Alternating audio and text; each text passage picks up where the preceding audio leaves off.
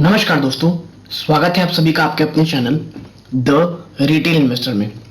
दोस्तों, आईटीसी को लेकर के दो बहुत ही बड़ी न्यूज़ आ रही है दोस्तों, और ये दो न्यूज़ बहुत इंपॉर्टेंट है एज अ स्टेक होल्डर के लिए।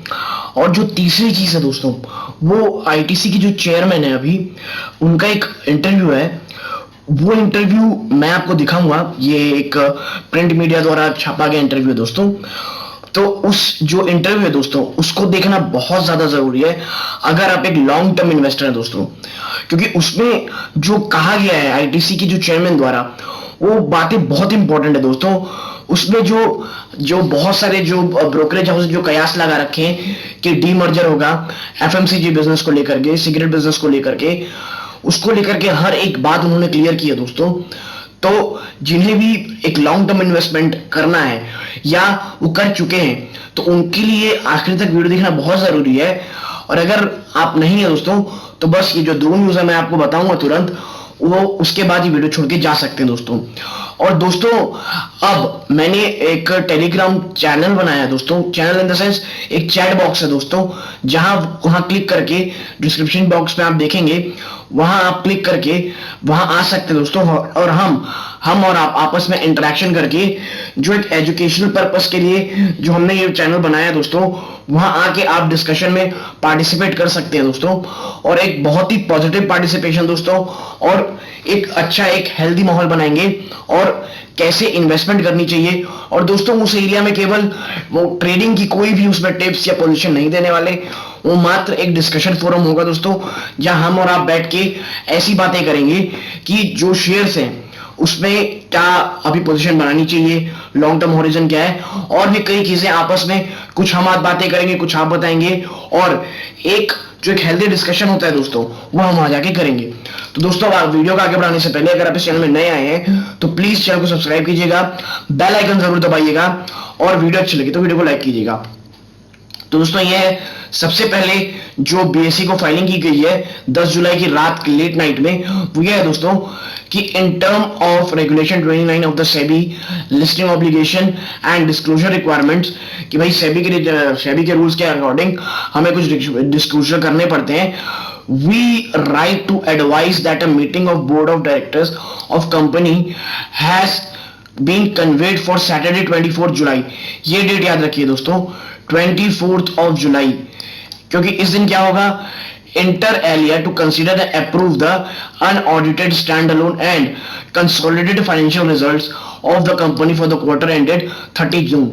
दोस्तों, जो 30 जून को जो क्वार्टर एंड हुआ है, उसके लिए उन्होंने एक मीटिंग बुलाई है और एक रिजल्ट प्रोड्यूस करेंगे दोस्तों Q1 का। और इसमें एक चीज मैं बता दूं, डिविडेंड का कहीं जिक्र नहीं आ रहा दोस्तों। जो डिविडेंड है, डिविडेंड का जिक्र कहीं भी नहीं आ रहा दोस्तों, डिविडेंड का। तो और मुझे भी नहीं लगता दोस्तों कोई भी कंपनी कोई भी डिविडेंड देगी, क्योंकि वो 2 बार दे चुकी है, इसीलिए मुझे नहीं लगता डिविडेंड कोई भी आएगा। तो डिविडेंड की आस रख के बाइंग करना कोई भी समझदारी की बात नहीं होगी मेरे हिसाब से। ये मेरी पर्सनल राय है दोस्तों, ठीक है। और जो इन्होंने जो नेक्स्ट फाइलिंग की है दोस्तों बीएसई को लेकर के, वो मैं आपको दिखाता हूं।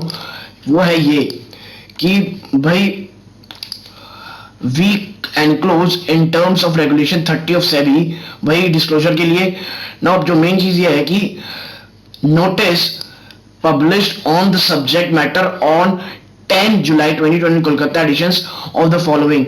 भैया, इन्होंने कुछ चीजें छापी हैं किन किन पेपर पे, बिजनेस स्टैंडर्ड इंग्लिश में और आजकल बंगाली में। किस चीज को लेकर के भैया, that 110th annual general meeting of the company be held on 11 अगस्त। दोस्तों, 11 अगस्त को ना इनको की जनरल एजीएम मतलब एनुअल जनरल मीटिंग होगी 11 अगस्त को। और 11 अगस्त को ये क्यों इंपॉर्टेंट है दोस्तों, क्योंकि आपको याद होगा 5 रुपए और 75 पैसे का जो डिविडेंड दिया ना दोस्तों, वो इसी दिन अप्रूव करेगी एजीएम कि देना चाहिए कि नहीं दोस्तों। क्योंकि आपको पता होगा पहले अनाउंसमेंट तो हो जाता है, बट जब तक बोर्ड का अप्रूवल नहीं मिलता है वो कोई भी काम हम नहीं कर सकते। लेकिन दोस्तों, सिर्फ एक फॉर्मेलिटी रहती है, वो अप्रूव हो ही जाता है हमेशा दोस्तों। जिनको न्यूज जाननी थी अब ये वीडियो यहाँ छोड़ के जा सकते हैं, क्योंकि अब ये वीडियो मैं उस बारे में बताऊंगा कि जो आईटीसी के जो चेयरमैन है उन्होंने जो बात की है दोस्तों, उसके ऊपर है। और उन्होंने बहुत ही गजब बात की है दोस्तों। ये मेरे को इंटरव्यू पर्सनली बहुत ज्यादा अच्छा लगा। तो आइए जानते हैं कि इंटरव्यू क्या था दोस्तों। इंटरव्यू में कहा गया है we are sharply focused on creating long term value for stakeholder. ये कोई बहुत बड़ी बात नहीं दोस्तों, हम सबको पता है कि सब कोई आईटीसी में लॉन्ग टर्म होल्डर ही करना चाह रहे हैं दोस्तों। ये जो है इनका नाम संजीव पुरी है दोस्तों, यही है आईटीसी के चेयरमैन दोस्तों। और ये अब जो बातें इन्होंने की है वो हम आगे बात करेंगे दोस्तों, ठीक है। ये देखिए जो सबसे पहले क्वेश्चन था, it's been 3 years since you took over chairman MDTC, how is Germany. ये क्वेश्चन दोस्तों उतना रेलेवेंट मुझे नहीं लगा, तो ये हम दोस्तों क्वेश्चन स्किप करेंगे। फिर नेक्स्ट क्वेश्चन क्या है भाई, हाँ जो नेक्स्ट क्वेश्चन जो रेलेवेंट है, the last few years has been have been increased focus on FMCG. What has been your vision for the business? भाई आपको बताओ कि FMCG बिजनेस को लेकर बहुत ज्यादा एंथुसियाज्म है आईटीसी को लेकर के, तो आईटीसी को नहीं सारे बिजनेस को जो FMCG है। तो इनका ये मानना है कि जो संजीव जो साहब हैं चेयरमैन साहब हैं, उनका क्या टेक है इसको लेकर के। तो इनका कहना है कि ITC it is the youngest business in our portfolio and also most promising। क्या आपको पता होगा कि FMCG इनका सबसे यंगेस्ट बिजनेस है और ये सबसे ज्यादा इन पे निर्भर करने के आने वाले समय में जो सबसे ज्यादा वैल्यू अनलॉकिंग होगी वो इसी में होगी दोस्तों। Now the FMCG product portfolio has been fortified in line with new trends and opportunities in our enterprise strengths. There is a sharper focus on strengthening the existing core, addressing adjacencies agencies through mother brands and creating the new core for the future।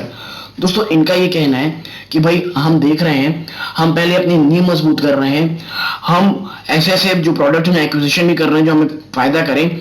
इनका कहना भी ये सही है दोस्तों कि FMCG में इनकी सबसे बड़ा प्रॉब्लम जो आज आईटीसी के सामने है वो है दोस्तों मार्जिन। क्योंकि जहां बाकी कंपनियां 20 to 30% से भी ज्यादा, बल्कि मैं तो कहूंगा 20-30 भी नहीं, 30 to 40% की मार्जिन में काम करती हैं, वहीं आईटीसी केवल और केवल दोस्तों 12 से 15% के मार्जिन में काम करती है दोस्तों, और ये बहुत कम है। और यही एफएमसीजी के बिजनेस में रेवेन्यू न जनरेट करने का सबसे बड़ा प्रॉब्लम है दोस्तों। भले इसकी जो मार्केट कैप हो गई है एफएमसीजी बिजनेस की आईटीसी की, वो 1 लाख करोड़ से भी ज्यादा हो गई है दोस्तों, ठीक है। अब आगे जो इनको कहा है, जो हम सब के सबसे बड़ा क्वेश्चन है, are you looking to unlock any segment और separate those which are growing slowly and affecting your market valuation। दोस्तों हम सब इंतजार में इसी के हैं कि भैया हमें वैल्यू अनलॉकिंग, हमें बिजनेस का जो बिजनेस है जो बहुत सारे हो गए उसमें जो वैल्यू अनलॉकिंग बिजनेस जैसे एफएमसीजी हो गया, आप उसे अलग कर दें, आप hotel and paper book business अलग कर दें। और आपको याद होगा कि जो जी बिजनेस है ना दोस्तों, ये मुझे जी बिजनेस ये जो इन्होंने ही ये न्यूज क्रैक की थी, उन्होंने कहा था कि ये डीमर्ज होने वाली आईटीसी का जो इनका बिजनेस है, जिसके कारण एक अच्छी खासी रैली आई थी। तो इनके आंसर में कहा है इन्होंने कि we are sharply focus on creating long term value for stockholder during 3 years from 17 to 20 आईटीसी's EPS grew 47%। इनका कहना है कि हम लॉन्ग टर्म जो गेन है वो स्टेक होल्डर के लिए देख रहे हैं, और पिछले 3 साल में 17 से 20 जो इनका ईपीएस था, अर्निंग पर शेयर, वो 47% था। और इनका कहना यह है कि return on capital employed in the segment has moved up from 61% on financial 17 to 72% on financial 2020। तो ये बात सही है कि इनकी बड़ी है।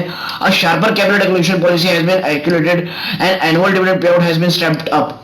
दोस्तों इनका कहना है कि भाई हम सभी बिजनेस में अच्छा काम करें, ईपीएस और जो हमारा आरओसी है ये सब अच्छा चल रहा है और हम अच्छे से डिविडेंड भी पे कर रहे हैं। बट हाँ, at one point in time hotels and paper board were separate companies. आपको याद होगा, पता हो ना हो, मैं बता दूं आपको कि होटल और जो पेपर बोर्ड दोस्तों पहले एक में अलग था, जो आगे चल के उसे एक कर दिया गया दोस्तों, है ना। Now we have already adopted asset right growth strategy, है ना। होटल में क्यों किया गया दोस्तों, क्योंकि होटल अभी के समय में एक कैपिटल इंटेंसिव बिजनेस हो गया है, क्योंकि टूरिस्ट ज्यादा आ नहीं रहे और आपको वर्किंग कैपिटल आपको जनरेट करना ही पड़ेगा, और अगर नहीं कर पाएंगे तो आपको आप कैपिटल इन्फ्यूज करना पड़ेगा। उसी लिए कह रहे हैं कि हम एसेट राइट ग्रोथ स्ट्रेटेजी अपना लें, जिसके कारण हमें केवल पैसा डालना ना पड़े, है ना। और आगे इनका कहना है दैट भाई we had announced that we were exploring alternate structure for our hotel business, but at the moment there is a demand destruction in the segment. We will continue to examine alternate structures and enterprise exit for stakeholder, not just for today but for दोस्तों ये online में यही कहे कि भाई जो stake holder के लिए जो कंपनी सोचती है वो केवल आज के लिए नहीं सोचती, आने वाले भविष्य के लिए सोचती है। और यही जो भविष्य है उसमें बैट कौन कर रहा है? लॉन्ग टर्म इन्वेस्टर, आपके और मेरे जैसे, और बाकी ऐसे लोग जिसमें अभी भी इन्वेस्टेड है दोस्तों। और अब जो आगे इनका क्वेश्चन है that ITC stock prices has been stagnant for a while. Is it concerned? Analysts believe unlocking is the only way. और ये रहा क्वेश्चन लाइन जो हम सबको चाहिए दोस्तों, कि अनलॉकिंग ही एक ऐसी चीज है जिसके कारण आप स्टेक होल्डर को उनका जो ड्यू रिटर्न जिनके लिए उन्होंने इन्वेस्टमेंट किया था वो दे सकते हैं दोस्तों। तो आगे ये कहते हैं the role of the management is to create sustained value for stakeholder, है ना, and this is what ITC focus on. We continue to create new vectors of growth. इनका वही कहना है कि भाई हम नए नए सेगमेंट में जाएंगे, हम नई चीजें खोजेंगे और एक नए रास्ते ढूंढेंगे जिसके कारण ग्रोथ मिले। और इनका कहना है कि ये जो मैंने भी आपको कहा ESG नॉर्म, जो सबसे बड़ा प्रॉब्लम ITC को लेकर के, वो भी इन्होंने यही कहा है कि हम जानते हैं कि हम ESG नॉर्म को लेकर के थोड़े कंसर्न है, लेकिन ITC ने अभी अभी दोस्तों नंबर 1 अवार्ड जीता है ESG नॉर्म को फॉलो करने के लिए। और ये भी यही कह रहे हैं कि ITC has achieved top scores in ESG from global rating, है ना।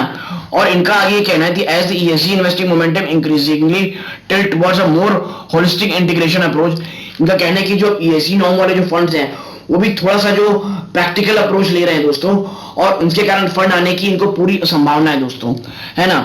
और आगे जो क्वेश्चन दोस्तों वो ज्यादा इंपॉर्टेंट नहीं है, हमें जो जानना था वो यही था कि भाई अनलॉकिंग को लेकर के इनका क्या रुख है। और दोस्तों मुझे लग रहा है कि इनका अभी कोई भी नो एनी